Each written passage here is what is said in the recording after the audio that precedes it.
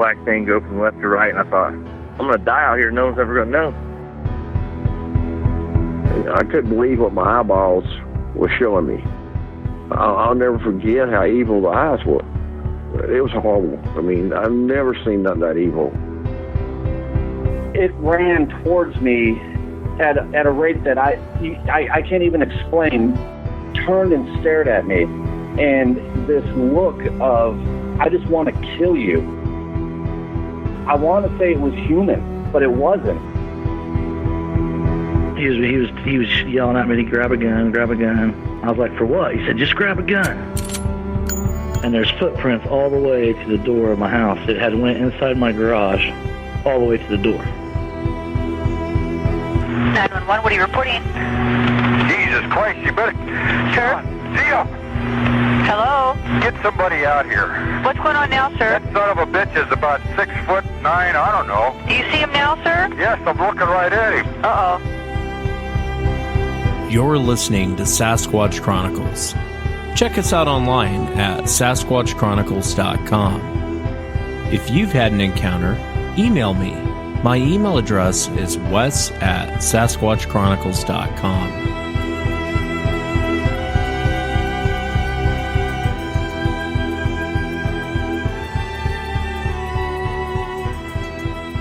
Welcome to the show, everyone. Thanks for being here tonight. Sunday night.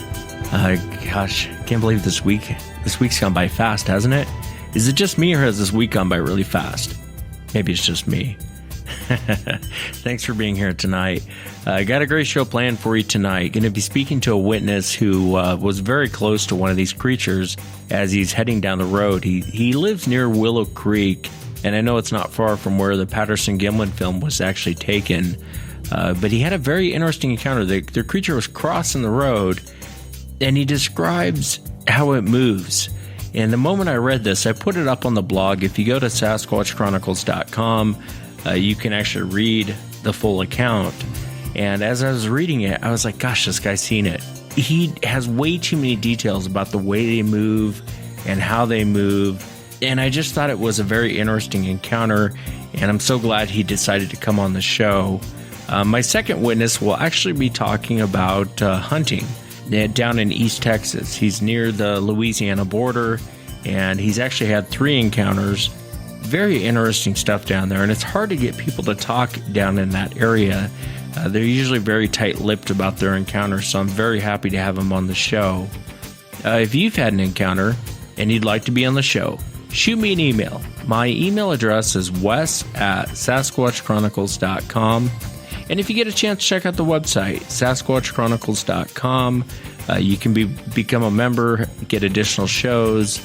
There's merchandise you can purchase, daily blog, a lot of good stuff. So if you get a chance, check out sasquatchchronicles.com.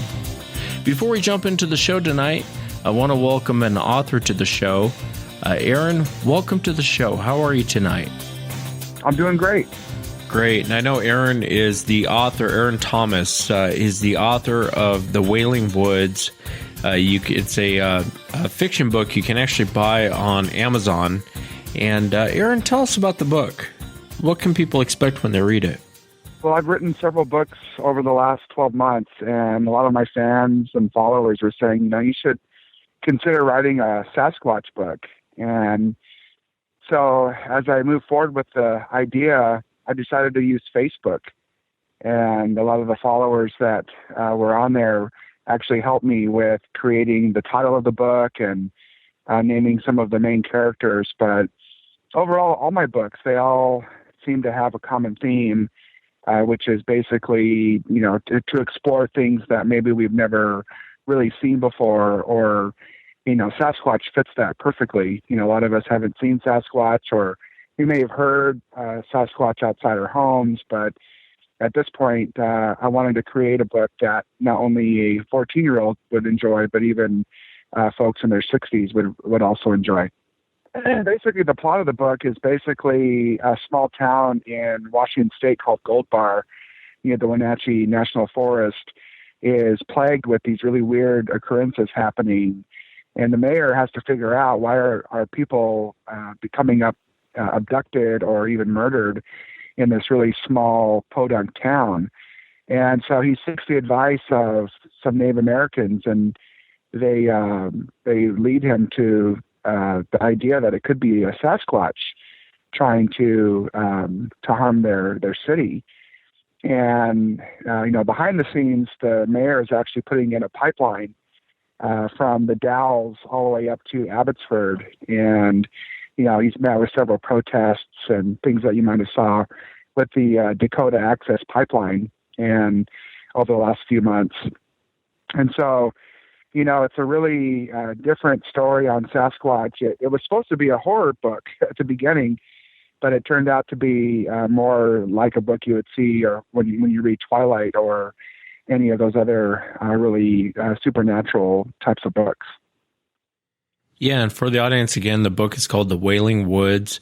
You can get it on Amazon and other retailers. Aaron, I wanted to ask you, what was your influence on creating a book like this? What did you look to when you were gathering information, trying to create this book? When I was 14 years old, I had an uncle of mine who has passed away since then, who was the sheriff of the Lummi Nation. That's the tribe I'm from. And he sat me down one time and pushed play on this little recorder that he had in his hand. And he said, listen to this. And it was, the sound that we've all heard, the high-pitched sound of sound like between a monkey and a woman screaming. And, ever since that day, it changed my life, because before that, I hadn't even really thought about Sasquatch. We've all joked about it when we were kids. Like, my mom would even say, you better be good or else I'm going to feed you Sasquatch, And so, over the years, there's all kinds of, tales of my tribal members had, walking through the woods or walking towards the river and seeing a Sasquatch.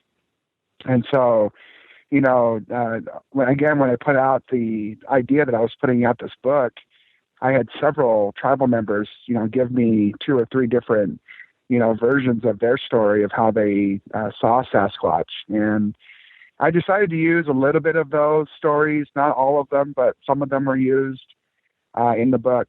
And again, I've never seen Sasquatch myself, but, I've got folks that will swear to the fact that they've seen him. What does your tribe believe that Sasquatch is?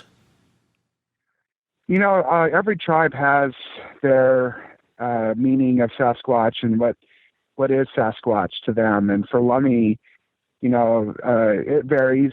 You have some folks that are just really eerily afraid of Sasquatch, and if they hear weird sounds out in the woods, in their back porch, they run back inside.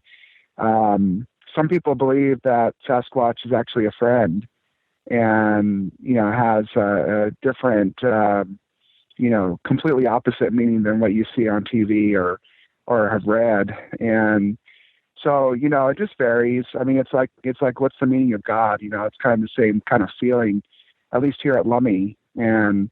But, for the most part, if I had to, tip it to one side or the other, I would say most of us believe that here at Lummi that Sasquatch is a friend. Yeah, no, I hear you. In the book that again, it's called The Wailing Woods. I'm always fascinated when someone writes a book like this because I always think, the fiction part of it I get, but a lot of times truth is stranger than fiction. Did you look into some strange occurrences or people disappearing and kind of get some inspiration off of that? Every one of my books, I do several hours of research, mostly online. And, I've sat down with some tribal members, too, that asked me to come talk to them about their experiences with Sasquatch. And for the most part, I don't like to use specific examples of what they've seen or anything like that, because it's, really trying to gain a better creative experience through the reader's eyes, And so when you read my book, you'll see that some of the stories that come through it leave it up to the reader to figure out what kind of happened at that moment, and from moment to moment. So it's a yes and no. I did use a little bit of occurrences that other people had seen, but then I also didn't. And again, I really wanted to write this book that was completely different than what we've ever seen before when it comes to Sasquatch. And, I think I'm definitely, the readers have told me that I accomplished that. Yeah, I can't wait to check it out. Again, it's Aaron Thomas, The Wailing Woods on Amazon. Aaron, thanks again for coming on. I sincerely appreciate you. And, I hope you guys, I'm actually writing story number 2. It's a 3-book trilogy. So I'm in chapter 5 right now. Thanks, Aaron. Thanks a lot. And again, the book is called The Wailing Woods. It's on Amazon. Aaron Thomas, if you get a chance, check it out. Let's jump into it tonight. I want to welcome Shawn to the show. Shawn, thanks for coming on tonight. Thanks, Wes. It's my pleasure. And you had an interesting encounter back in 2014 in California. If you would, for the audience, just kind of start from the beginning. Tell us what you were out doing and walk us into the encounter like we were just talking about. It's probably one of the most fascinating encounters I've heard someone talk about. But go ahead, Shawn. What were you out doing and what did you run into? I was driving eastbound on Highway 299, which is, it comes from out of Humboldt County into Trinity County, California. And I was coming back from Willow Creek, headed towards my house, which was in Burnt Ranch. And I was following this truck. We were just kind of cruising around about 45 miles per hour going through the corners because it's a really windy road, and it goes through the middle of absolutely nowhere. If you look it up on the map, you can see there's nothing around out there. And I wasn't thinking anything of it, just driving on my road, driving home, and next thing you know, out of the brush line, off this really steep hill came this, what I thought at first was a bear, and it jumped onto the road, and I thought, oh no, this guy's going to hit this bear, and he slammed on the brakes, and I slammed on my brakes. We came about skidding right up to it. I personally thought he hit it. I thought this thing was done, and because we're both in full-size trucks. And the next thing you know, I see this thing bend over as it looked over at us, and I could see, like, an expression on its face, like, it messed up. Like, he looked at us and said, uh-oh.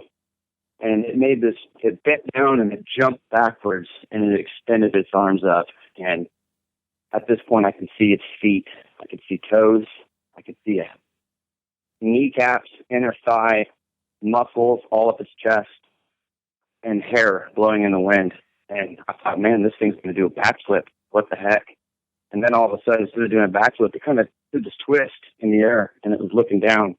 And this thing easily got 15, 20 feet into the air. I couldn't even say anything. I couldn't even say wow. My mouth was probably open. Like, what the heck am I seeing? And this thing reached up, like I said, it grabbed the hill. And as it grabbed the hill with its hands in full extension, as its body kind of came in for another thrust, its feet hit the hill, and then like an explosion, it just went boom, and it jumped up and again just exploded off that hill and just flew into the brush line, and it was gone. And I knew what I saw at that point. Like I said, I saw its face. It was like a charcoal skin color. Like, I've never seen a bear with a face like that or even move like that. I've grown up in those hills, hunted them my whole life. Yeah, it was definitely not a bear. 100% sure it was not a bear. And this thing had to weigh around 700-800 pounds. It was huge. When its body was fully extended in the air, it had to have been 13 foot long from head to toe. And anyways, it bounced up, and this truck, I thought he was going to stop. Out of, going, what the heck? And I was kind of wishing he would. I wish he would have pulled over so we could have kind of run ideas by each other like what we just saw. But I think he was a little too freaked out. I don't think he wanted to pull over on the side of the road. He kept going. I followed him for a few miles and hoping he would pull over, but he never did. I'm trying not to leave out any details here. No, you're doing fine. Can you describe for the audience what you saw? What did the face look like? What did the body look like? How would you describe it to someone that's never seen one? The face, it looked kind of narrow compared to its body, I want to say. Almost like, at least the forehead looked a little narrow, but it was wide-faced. I couldn't quite make out any eyes or anything in close detail like that because I think my mind was kind of trying to comprehend everything that I saw, from how high it jumped to the feet, to the kneecaps, to the fingers and toes. I mean, hair blowing in the wind. My mind is trying to take in all these details within, I want to say, 3 seconds, maybe 5 seconds was about how long that encounter was. So it was hard for me to get a bunch of details, but I can tell you that the hair color was like a red color.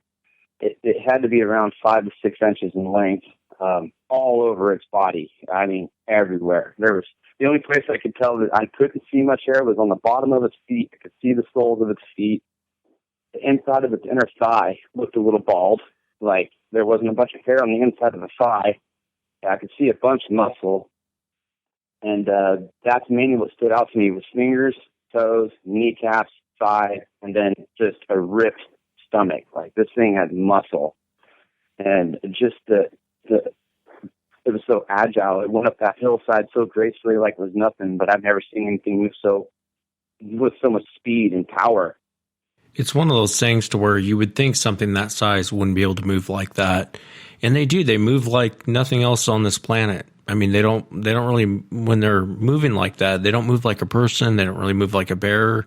They don't even really move like an ape. It's kind of hard to describe, wouldn't you say? Yeah, I would say exactly that. Because when it came onto that hill, it was on all fours. It came off that hill on all fours. And it jumped onto the road on all fours, but then it stood up, like I said, and it did this jump like a human would. I want to say it was like a mixture of like an ape and a human, like a hybrid. I wanted to think, never quite. You hear stories about Bigfoots, growing up out here your whole life, but you never really think, they're right out here. You'll run into one if you run off into the hills because, like I said, I go into the woods all the time, mushroom picking and hunting. I never ran into anything, so I wasn't really worried about them. But, after that day when that thing jumped on the hill, after 5 seconds of an encounter, I knew exactly what I saw. When it jumped into the air, that was basically my main encounter, was it hitting the road, doing this crazy jump into the air, clearing the truck, and then doing this twist in the air. Like when he jumped, he was facing in the sky. His head was looking up into the sky, and I don't know how he twisted over. And the next thing you know, he was looking down. And as he hit that hill, he just looked up and he was gone. That was about the only thing I can tell you about that encounter. Everyone's seen the Patterson-Gimlin film. Compared to the figure, the creature that's in that film, compared to what you saw, what are some of the differences, or was it pretty much like that creature, or was there anything that you noticed? Different. Yeah, I can definitely relate to that. I've seen that film a lot, and the one on the Patterson film seemed like it was wider and thicker. Like it looked, I want to say older. I think what I saw was younger, more like it might have been a teen or maybe 15, 20 years old, I'm guessing. It was thin, like it seemed skinnier than that one, but it was full of muscle. It didn't look like he was starving or anything. He just looked like an athlete. It looked like the most incredible in-shape athlete I've ever seen with just a ton of hair. So, the Patterson-Gimlin film, that one, I want to say that looked like an out-of-shape Bigfoot compared to the one that I saw. The one that I saw looked like it would probably, mess that one up. I want to say the one I saw was really mean looking, man. It was in shape. Yeah, and I would tend to agree with you. Even my own encounter, I said the same thing. The one that I saw was way more built than what you see in that film. When I look at the Patterson-Gimlin film, I kind of think of a sloppy old woman. It didn't have the definition of the one I saw. The one I saw looked like it had done way too many steroids for way too long and had been lifting weights its whole life. That's really the only way I can describe it. You know what I mean? Yeah, I agree. I agree 100%. That one, the Patterson, that one looked like it was not in that good a shape. But I'm sure that thing would probably blow my mind too if I've seen it move and if it wanted to, because that one, it's just walking and it's covering about 7 miles per hour as it's just kind of walking, which is incredible. Yeah, and like I said, they do move like exactly the way you describe them. I've talked to many witnesses that have the same description of them moving, and so unless you've seen it, it's you definitely saw something, because I've heard other witnesses talk about that, and I even know they move like no other creature on this planet. It's just so hard to describe to someone, and I thought you did a good job, describing what you saw and how it moved. Now, you had mentioned other encounters you've had. And I was reading your email. You were even talking about you heard two creatures talking back and forth. Do you mind telling us about that? That's one I was actually wanting to really talk to you about because that was really recent. That happened in December of 2016, just recently. I was with a friend. We were up chanterelle mushroom picking up in Del Norte County, California. I don't know if you've ever heard of Hiuchi, California, off of 199. I haven't, no. It's another really rural area. There's nothing there. And anyways, we were picking, and we kind of spread out. And he was on, like, a different hill than I was, and I was kind of, I don't know, we were about 200 yards away from each other. And I was, I was going through some thick brush, trying to get underneath and get my mushrooms, and I'm trying to make noise. I'm not trying to sneak up on nothing. I wasn't Bigfoot hunting. I was making noise. Because the last thing I want to do is come up on a black bear with some cubs and surprise them and get attacked. So I'm kind of making my way through. I did a few claps and I'm whistling around, and the next thing you know, I'm picking a mushroom, and then I kind of stand up and I start walking, kind of coming up on this little knoll. Before I can get to the top of this knoll, just on the other side of it, I heard this loud snap, like a snap, and then this tree just started coming down. I could hear it and just went boom, right like 50 yards on the other side of the hill from me. And I thought, holy wow, thank God that thing didn't fall on me. And what the heck would have caused that thing? Because there was no wind, nothing. There was a slight rain. It was cold, but there was no wind. It was just wet and cold. And whatever made that tree come down, I instantly thought of my encounter on Highway 299, what I saw. I was like, oh boy, something, that tree didn't fall on its own, so I kind of got a little spooked. So I stood there and I didn't move, and I just kind of waited for my friend to say anything. He didn't say anything back. I thought he'd be hollering or something to see if I was okay, but as I'm sitting there waiting, I want to say 20 seconds go by, I'm still standing there, and next thing you know, I hear something above me. It made a noise, and I'll do my best to mimic it. Hope I don't sound like a fool or anything, but yeah, this is what I heard. I heard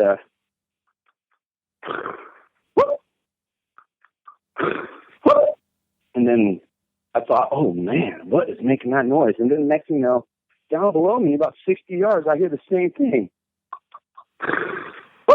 And I'm like, what in the heck is whooping? I've heard of whooping before, but I've never heard no. And it was so clear. Like, these things were making some noises, and they were communicating back and forth. So I thought, you know what? I'm going to backpedal out of here. I'm not going to run or nothing. I just took my time. I just started walking back, following the way I came in.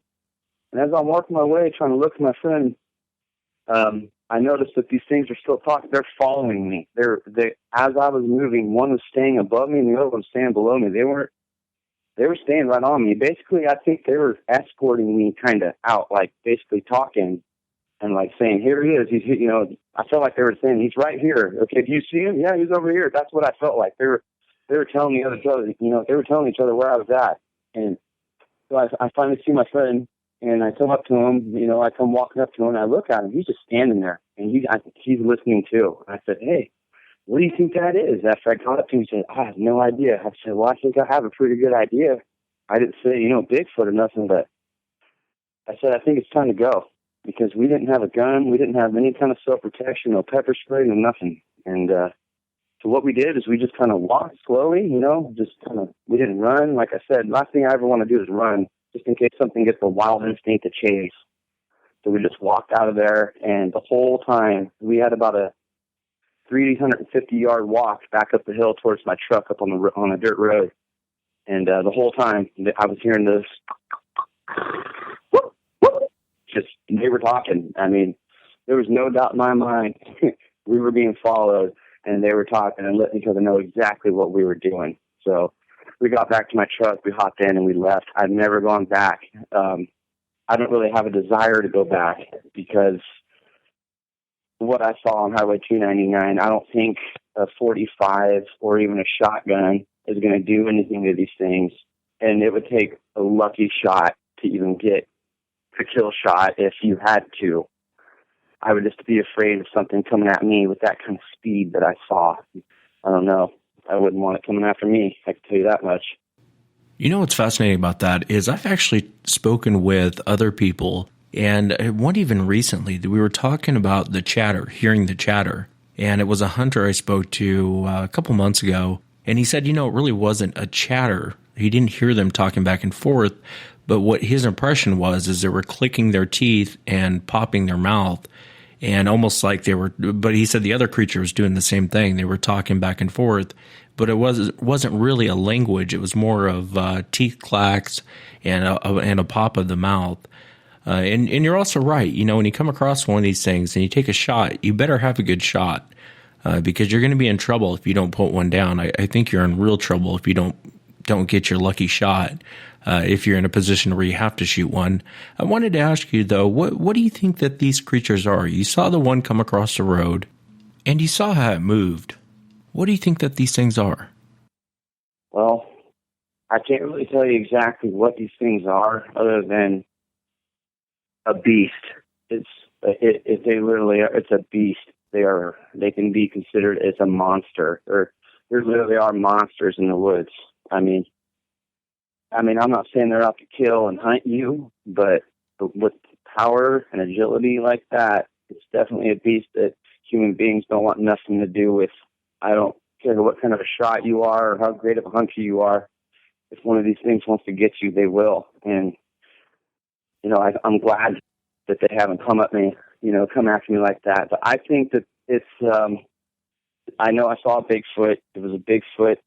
And a lot of times I've thought to myself, what would happen if an alien, if you believe in aliens, came down and gene spliced like some kind of animal, like a gorilla or an ape, and then gene spliced, some humans, and then combined it maybe way back in the day and created some kind of hybrid being. I mean, that's an idea that I ran through my head several times. Because where do these things come from? Where do they live? And how come we don't have more encounters? They're obviously smarter than what people give them credit for. It's one of those things that's hard to answer. And, you could be right. That's why I like to ask people their perspective on what they think these things are. And you're right. I mean, it's hard to place it somewhere because even our known primates don't move like these things move. And I've had a lot of people on the show and describe it a lot how you describe it. When I came out with Mountain Encounter, people laughed at me and they said, well, these things can't jump 15 to 20 feet. And that's what we saw. And, I was like, well, I don't know what to tell you. That's what we saw. And so I think when we see that, it's so hard to try and put that in a box, of something we know. And it's so far outside of our comfort zone. It's hard to get your mind around these things and how they move and what they do and what are they. But people see them all the time. Yeah, and I believe it. I mean, I feel lucky that I got a glimpse of one, even in the daytime, and thank God I was in my truck moving, But, I've actually had another kind of an encounter similar to that tree almost falling near me in Delmar County. I was up in Trinity County. Like I said, in Burnt Ranch, I had my own little trail down to the Trinity River, and I'd follow it, and I'd hike down the river, and I'd try to, do some fish watching, and because I used to fish for steelhead. So I'd go down there, and I'd wait for the salmon and steelhead to come up the rivers, and, let my neighbor know when, hey, the fish are in, let's go get them, So one day I went down on the Trinity River, and I walked, I don't know, maybe 3 or 4 miles downriver, maybe even further than that, give or take a little, and there's a spot called Graves Falls, and that's in Trinity County, off of Highway 299, kind of maybe a mile or so down into the ravine, and there's nothing out there, absolutely nothing. It was I loved it like that. I like being out in the middle of nowhere, and I was sitting there on a rock. I wasn't even fishing. I was just sitting there and sitting there having a beer, really, watching for the salmon, and, across the river, all of a sudden, same thing. I heard a loud snap, and I could hear the tree. It was right across the river in the brush line. It fell, and I thought, well, what in the heck did that? And same thing. It was a nice, beautiful day. It had to be 4 o'clock in the afternoon. It was about 85, 90 degrees, and no wind, just a perfect, beautiful day. And that tree came snapping and falling down, and I thought, whoa. So I sat there and just waited, like, oh, I wonder what did that. And I waited maybe 5 minutes, not even that, 3 minutes, and then next thing I know, here come a log that had to weigh about, 300 to 500 pounds. That log got tossed out of the brush line and it hit the river bar right across from me. I watched the log hit the river bar, and I thought, well, what in the heck throws a 300 to 500 pound log? It threw it out of the brush line. And that freaked me out. I did have a 45 on me that day, and the only reason I had it is because I've had bear come right up on me on that river bar, thinking, hey, what's this guy? We got some fish. Because, I've killed many fish right there. And so I think them bear would come down there and get those guts and eat them. But I didn't have no fish that day. But after some bear coming up about 20 feet from me, I don't go down there without a pistol.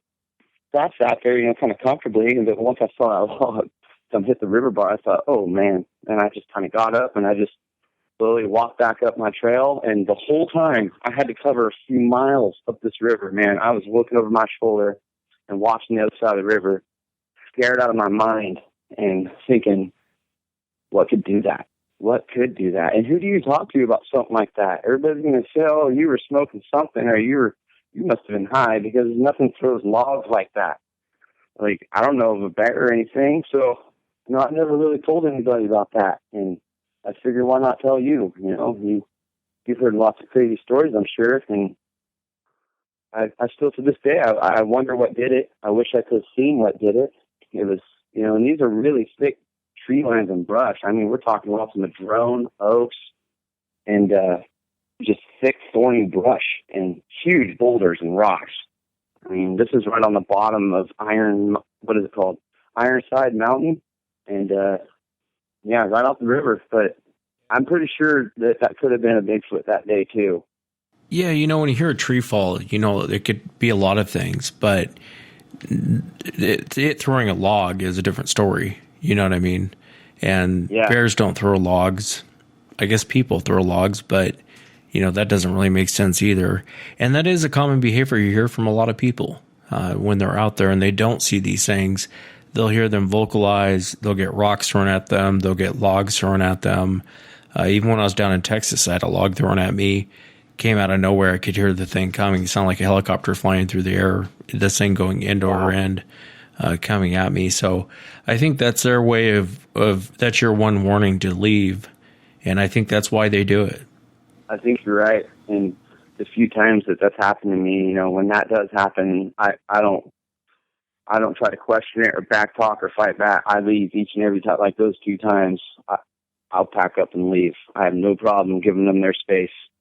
Yeah, and you're going back to your encounter with the one coming across the road. Would have been nice to get a hold of that guy that stopped right in front of you, wouldn't it? Love to talk to that guy too as well. Speaking of, hopefully, I'm hoping that he happens to listen to your show, and maybe he'll hear this story, and maybe he'll reach out to you. And if he does, I would love to talk to him. I would love to just go over what he saw, because he had an even closer encounter than I did. He was right in front of me, and he almost hit it. I guarantee you, he made eye contact with the thing. Like, it doesn't get any closer than that. So, if you're out there, man, and you're listening, get a hold of Wes and let's talk, because I want to talk to that guy. Yeah, I would love to chat with him too. Does it change your opinion as far as going out fishing now, or going out hunting, or going out camping or hiking? Do you kind of look at things different now? I definitely look at things differently. I don't avoid the woods. I still go hunting, but I just stick closer to the roads.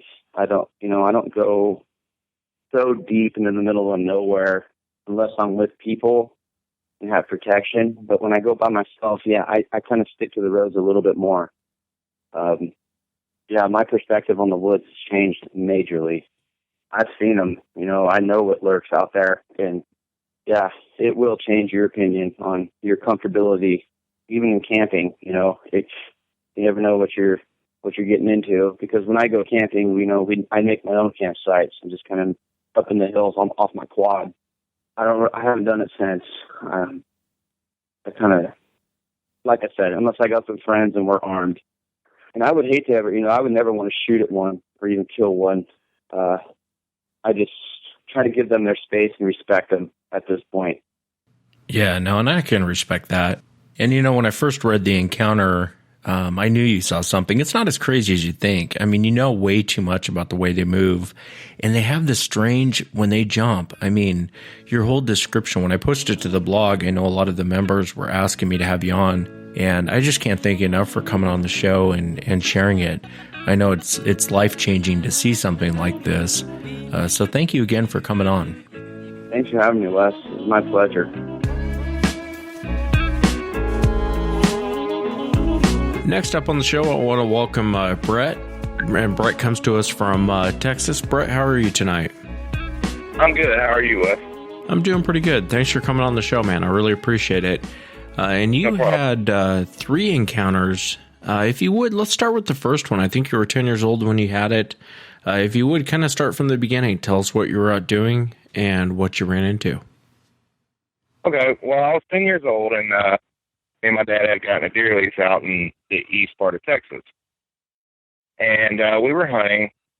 It was a normal evening, I guess you could say. Everything was fine, and it was right at dusk. It was right before, it started getting dark, between, light and dark. And he told me to reach back and get a soda out of the cooler. So I was like, okay. So when I turned around, I looked up and I seen something swing from one tree to another, and it was gone. It was, I think the whole thing lasted maybe 5 seconds. That was kind of like the first time I ever seen anything ever. And of course, like I said, I was 10 years old, and I didn't really know much about these creatures. And some of the older people that hunted on the lease had said they had seen things and heard noises and, stuff like that. My dad didn't want to stay out past dark, and he was kind of a no-nonsense kind of guy anyway. He just shrugged everything off, but he didn't like being out there at night. But he never told me why. He just was like, we're not going to be out here past dark. We're going to get out of here. And that was pretty much our first encounter.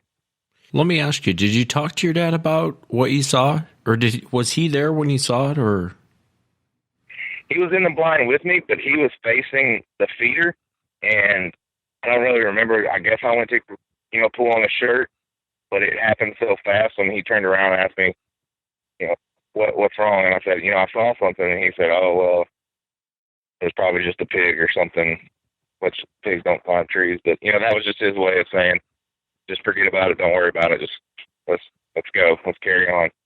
Yeah, no, and I understand that. When you saw this thing go from tree to tree, what did you think it was at the time? I thought it was just a monkey, a giant monkey in East Texas. I couldn't really, I can't explain detail for detail what I saw. I just saw it stretch.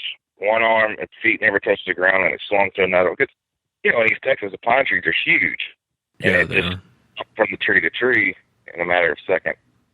Interesting. Before we get into your other encounters, I wanted to ask you, do you think your dad knew more than what he was saying? Honestly, I think he did, but I think it was more of, because after we got off that lease in East Texas, he would never go out in the woods that much at night, and we would never do night hunts anymore, look for pigs or any of that. It was more strictly even, and he was always and like I said, I don't necessarily he knew what he was looking for, or even what it was. He just didn't want to be, I guess, caught, by surprise. Yeah, there's definitely a lot that goes on down there in East Texas. How many years later was your next encounter? It was probably 7 years later. Yeah, I was 17. This one was actually in Louisiana. It was same thing. I was hunting, and it had rained the night before. It had just been pouring, and it was still raining into that morning. I was at my uncle's deer camp, and I asked them, I said, hey, are y'all going out today? And they're like, nah, we're not going to go. So I was like, okay, well, can I go? And they're like, yeah, go ahead, take the four-wheeler and go into your barn. So I'm cruising, just a normal morning, get to my stand, I set all my water up, I load my gun, set it off in the corner, and pull out my cell phone to see what time it was. And it was probably about 5:30, getting close to 6. The sun was starting to come up, and nothing really unexpected at that time until the smell hit me. And it was just god-awful smell. And I didn't know what I was smelling, but I smelled something. I was like, man, you know, there's some skunks around here. Did I run one over on the way over here and I didn't see it? Did, you know, if something been dead over here for a while? And because back behind the barn I was hunting, it was all swamp, so I don't know if it was like, you know, there's alligators in it. It was a little creek, probably about 5 or 6 foot deep, and there were alligators in there. So I don't know if the alligators had grabbed a pig or a deer and drug it in the water and didn't finish it. I'm not, you know. And as I kept smelling this thing, I started hearing noises, like trees, like the water moving and little branches being stepped on here and there. And then I turned around and to where the noise was coming from, and I heard it sounded like a whole big branch just snap, boom, like really loud. And that's when I looked, and I seen this thing come up from out of nowhere. It was all black, and it had to be 7 to 8 foot tall. And I looked at it, it looked at me, and it just kept going. It did, you know, it didn't try to attack me or anything like that. It wasn't aggressive. It looked at me, and it just turned and kept on going on its way like it had been, like it walked there 100 times. But like I was telling you yesterday, you know, there's no way anybody could have been out there faking that because of the water. I mean, if you had stilts on, you wouldn't be able to get through that swamp water like that with the gators being in it and things like that, you know.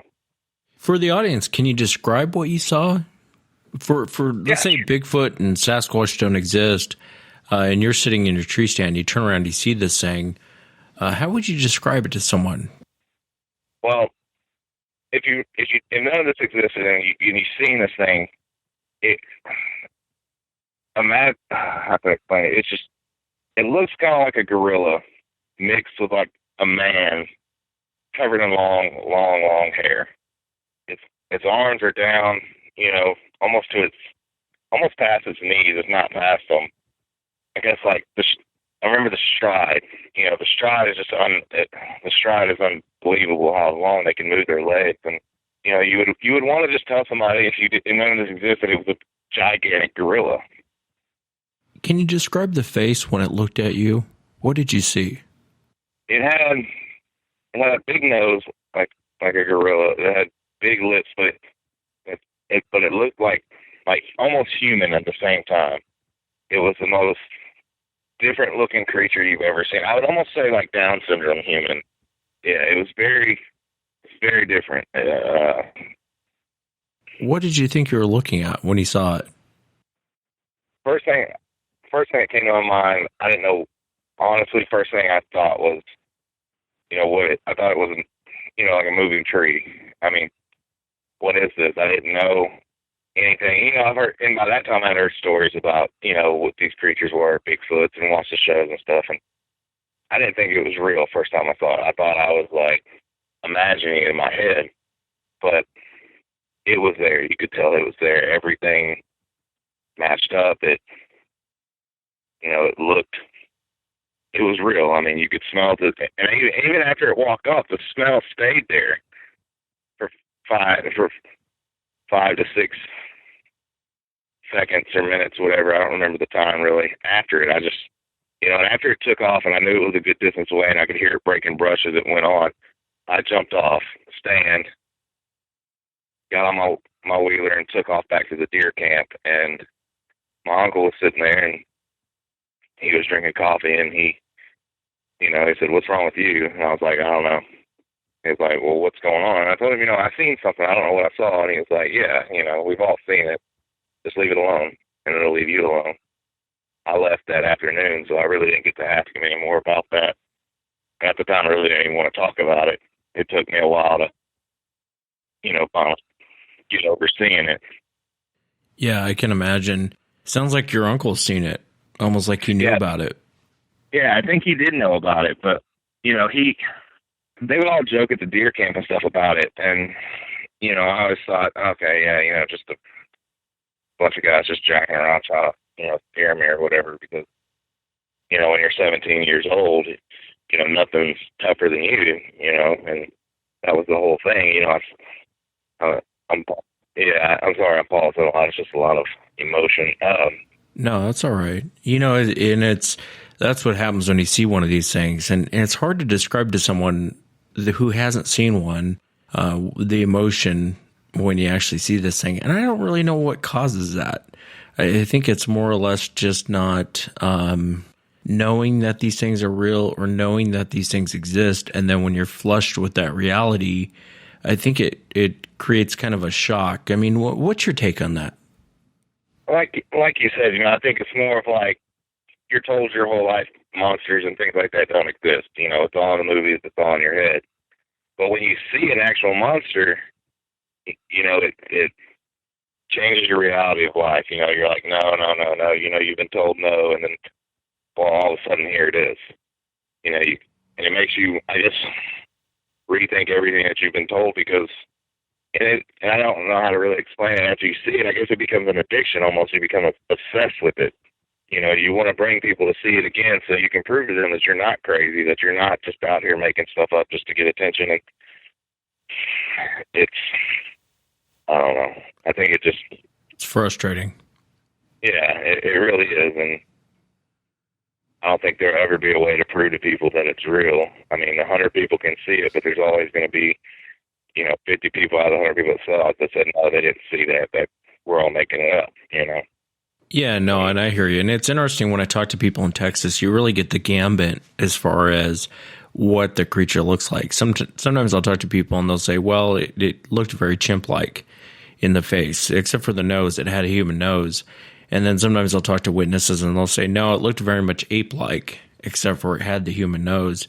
And then sometimes I'll talk to people and they'll say, no, it looked very human-like in the face. It reminded me of ancient man or a Neanderthal is what I saw. And you get that whole gambit down there in Texas. I mean, you can go from one area to the next and you get this strange, I think it's more or less perspective from people is what you get, their life experiences, and they're putting their spin on what they saw. And I think we do that as humans. We put our own perspective on what we saw and what we experienced. I wanted to ask you, when you smelled it, for someone who's never smelled it, can you describe the smell? Yeah. It's like a smell between like a skunk and rotting meat. It's very strong. It's very potent. It's very. If you never smelled it, if you smell something like that, you'll never forget it. It's just one of those smells that you'll never. I don't know how they come up smelling like that or what, but you just never forget the smell. It's a very strong, and like I said, so like skunk and rotting meat. That's what it smelled like to me. I know everybody's different, and that's what it smelled like to me. And it's very there. Listening to your show and talking to you and stuff like that. Sitting back and thinking, I was thinking, I've heard things in the woods that I can't explain, and and at the time you never think anything of it, like the bird whistle, the regular whistle. I've never personally heard a wood knock. I've never heard a scream. I've just heard whistles and things like that. Yeah, no, I hear you. And not everyone hears those, and it kind of depends on the creature. I'm curious, 2 questions. What color was the creature? And then if you would, what kind of a size difference do you think the creature was compared to like yourself? Well, the color of the one in Louisiana was black. It was pitch black. And I'm 6 foot, and it was probably at the time I was 6 foot, 175 pounds, and it was probably 2 foot taller than me and every bit of 500 to 600 pounds, solid. And there was no fat on this thing. It was all muscle. It was huge. Like its shoulders looked like boulders. Like it was just massive. And like I said, I had a gun, a high-powered rifle beside me, and I exited 30-06, and to my head, I was like, there's no way this thing would even, if all it would do is make it mad if I shot it. And that's what a lot of hunters say. They'll say that the weapon that they have isn't big enough, or it looked too human-like. A lot of hunters give different perspective on why they didn't pull the trigger. Did you ever think about giving up hunting after seeing this thing? I did for a little while. I never went back to Louisiana. I never hunted there again. I never went back. I hunted here, and it took me a while to actually get back into the woods at night. I would hunt during the day, and I would get to my stand, but I always had a flashlight, and if I left it dark, my vehicle at the time or whatever I had was never further than 50 to 60 yards away from me to where I could get into it if I needed to. The keys were always left in it. All I had to do was start and go. But once I started hunting back down where I'm from, I never really had a problem with it. Now, every now and again, I do get to where I don't want to sit in the woods by myself. I just physically can't make myself sit in the woods at night. Physically, sorry. And it changed me. I mean, it put a toll on me. Like I've had dreams about them. Like one of my most recent dreams was trying to grab the bed of my truck as I was trying to drive away, and it just, a lot of different things. And yeah, and as you and I talked about, that's pretty common for people after they've had an encounter to dream about these things. Did you ever talk to your uncle? Did you ever go back to your uncle and say, "Hey, listen, what do you know about these things?" I tried to ask him 2 years after it happened, and he just brushed it off and was like, it's just some things that's best left not said, and I was like, well, you and I asked him, I was like, you never stopped hunting out there. And it turns out he did. He did stop hunting out there. He quit hunting out there, and he gave the land to some family, and now they hunt it. And I don't know who they are because they're not on my side. And, that's just, and everybody knows, Louisiana's full of weird stuff anyway. It's just, from the dog man and all that stuff all the way down. But it definitely is. There's definitely some weird stuff in Louisiana. How many years later was your final encounter? I'm 26 now, and it just happened probably 3 Fridays ago. And if you would, tell us what happened. What were you out doing, and what did you run into? This one is most recent. I was actually ready for I was already hunting, and I was making an evening hunt. I was going to shoot some pigs because the season's over and I need some pigs for my sausage. And I was just sitting there, and a normal evening, but it was real eerie. Like, it was real dead silent. Nothing was moving. Not even the birds were chirping. And I've been out there in mornings and stuff where this has happened recently over the past couple months, and I guess this is all explains why. And I was getting ready to go. I had everything packed up. I opened the door on the blind. I had my flashlight pointed at the ground so where I could see, because I'm coming down. And I picked my flashlight up because I always do. I always scan the area, to make sure there's no pigs or something right behind the stand so I can get a quick shot off at them. And I put my light toward this tree, and it went up, and it was standing right there. Just a massive creature was just standing there, and it as soon as the light hit it, it started. Like, it took off. And I don't know where it went because it went one way. I jumped out of the stand, and I went the other way. I got to my truck, and I burnt off. I didn't take any time. I didn't, go looking around for it or anything like that. I had and that one, I can't really describe what I saw. I just know the color, it was like I want to say brownish black, and it was big, and it took off, and I took off the other way. And when I got to my truck, I kept going. I didn't stop. I got to the gate. The gate was already open. I went straight through it, jumped out, closed it, and I was gone. And I haven't been back since. And it really, affects me because that's where I hunt at. And I went out there I take that back. I went out there one more time with a buddy to check my hog trap, and the pig, you could tell there was a pig in there at one time, but it was gone. Like somebody had to open the trap and pull the pig out because there was blood all in the trap and stuff. So are you saying it got your kill? I don't know if it got the pig that was in the trap, or we have panthers down here too. So I mean, it could have been either one. But I haven't been back, and it's really affected me because, the fellow that owns the property called me Friday. I was like, or Thursday. He said, "Hey, you gonna hunt Friday?" And I just had to make an excuse and no, I'm not gonna hunt Friday because I don't want to tell him anything. Because like I said, I get made fun of and stuff at work and things like that already. You know, I don't need him thinking I'm crazy either. Yeah, no, I hear you. And that's a scary encounter, especially when you're by yourself and you shine a flashlight. If you were explaining to someone who didn't know anything about Bigfoot, how would you describe to them, when you turned on the flashlight and you shined it at this thing, how would you describe to them what you saw? Well, I can turn on a flashlight and you look out and your light hits probably 40 feet away, and the thing's on two legs, or it's standing on two legs.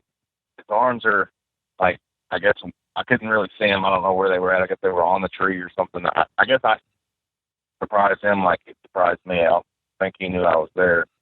And imagine just, you know, turning your light on and what you can kind of remember and what you can kind of see is a big thing with a cone head with no neck and hair down its body. And knowing there's no bears haven't been spotted in this part of Texas for 100 years, 200 years. Knowing there's nothing down here like that can be that massive and can move like that. Because if somebody was going to, you know, fake me, because I don't ever put on Facebook or anything like that when I'm going to go pig hunting or anything. I just kind of go. And so just seeing if it was a you know, somebody trying to play a joke, they were on stilts and they can move. They had been practicing stilts their whole life and they can move really good. And then that's how I would describe it to the buddy. Yeah, very large and looking at you. Did the expression change at all on the creature's face when you shine the light at it? You ever get like a surprise when somebody surprises you? You know, you kind of throw your head back, like, wow, just something random. You're like, oh wow, I didn't know that. That's what it did. It threw its head back and looked at me like, you know, what are you doing here? You know, and it took off. Like, it didn't wait. Like, I guess it knew what a light was or what a hunter was. It didn't wait. It just kept on going. And which was weird to me was that I didn't see any pigs because, you know, I had it down to the science on the game camera when the pigs are coming in, the exact times. But they just weren't there. I don't know if they could sense it or, you know, maybe animals have a different sense than we do, which, listen to your show, I know dogs do. So maybe pigs do too. I mean, I'm not an expert. I don't claim to be. You know, I love, you know, looking into it. I don't want to use the word researcher because I'm not a researcher. You know, I don't have a body in my garage, you know, but I do like to look into it and I like to read books about it. And, you know, like I told you yesterday, I scanned Google for hours and hours looking for encounters down here where I'm at. And like I told you, I only found the one in the 70s. And then, like I told you, I was looking at the paper a couple months ago when we had a big flood down here, and somebody had posted pictures on the paper.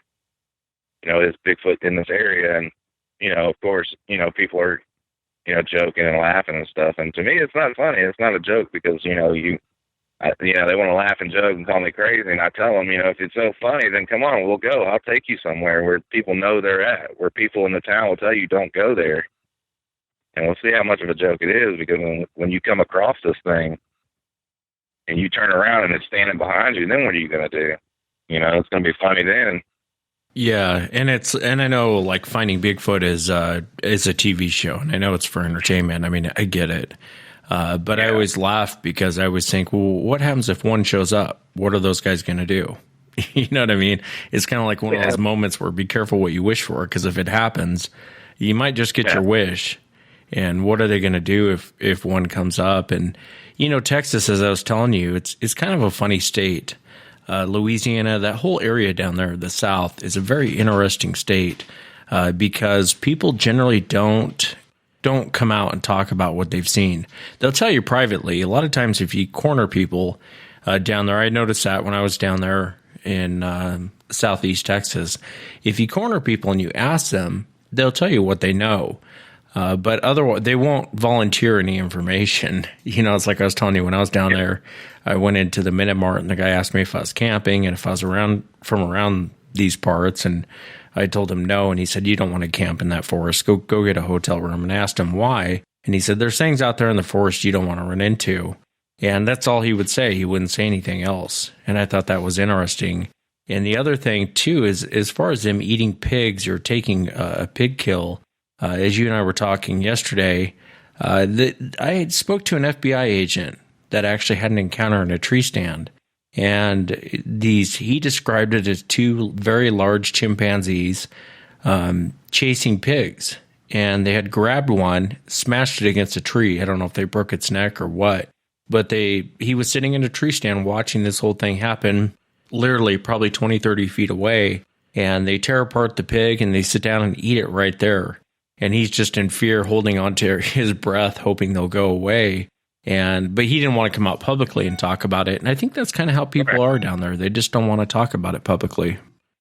And I think that's true because everybody's afraid of the ridicule you'll get from it. And I don't think you should be. I think you should be open about it because it helps. It helps to talk. It really does. Like anything traumatic that happens to you, it's good to talk about it. Get it off your chest because, I held my encounters in for a long time and it didn't really, make me drink and then it would come out or anything like that. It was just one of those things where I finally met some people that were like, oh, this subject interests me. And they would say, have you ever seen anything? And then I would tell them, I've seen stuff, and, YouTube, researching, listening to vocals and listen to the Sierra sounds and listening to your show and listening to people talk about their encounters. And that's one of the biggest things, you just got to actually come out and talk about it. And it makes you feel better. It does for me. Everybody's different, and I don't, and everybody, oh, wow.